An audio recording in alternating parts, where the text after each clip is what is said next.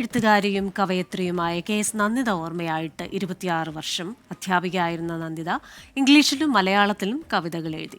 നന്ദിത എഴുതിയ കവിതകളേറെയും പുറം ലോകം കണ്ടത് ആ വിയോഗത്തിനു ശേഷമായിരുന്നു. പുറത്തു നിന്നിഴഞ്ഞെത്തുന്ന അന്തിവെളിച്ചം എന്തിനെന്നെ വിലക്കുന്നു. ചില ജന്മങ്ങളുണ്ട്.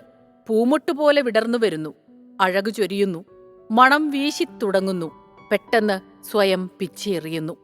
നന്ദിതയുടെ കവിതാ സമാഹാരത്തിനുള്ള അവതാരികയിൽ സുഗതകുമാരി എഴുതിയ വാക്കുകളാണിത്. വിഷാദം നിറഞ്ഞവയായിരുന്നു ആ കവിതകളേറെയും. ഇംഗ്ലീഷ് അധ്യാപികയായിരുന്ന നന്ദിത ഡയറിയിൽ കുറിച്ചിട്ട കവിതകൾ മരണശേഷം പുറം ലോകം കണ്ടു. ഉഷ്ണമാപിനികളിലൂടെ ഒഴുകുന്ന രക്തം തലച്ചോറിൽ കട്ട പിടിക്കുന്നതിനു മുൻപ് എനിക്ക് ശ്വസിക്കാനൊരു തുളസിക്കതിരും ഒരു പിടി കന്നിമണ്ണും തരിക. 1985 മുതൽ ഒരു ദശാബ്ദക്കാലം നന്ദിത ഡയറിയിൽ എഴുതിയ 60ഓളം കവിതകളാണ് പിന്നീട് കവിതാ സമാഹാരമായി മാറിയത്.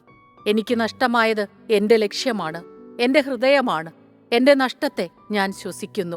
ദുഃഖപര്യവസായിയായ കവിത പോലെ 30-ാം വയസ്സിൽ ജീവിതം സ്വയം അവസാനിപ്പിക്കുകയായിരുന്നു നന്ദിത. Research desk 24.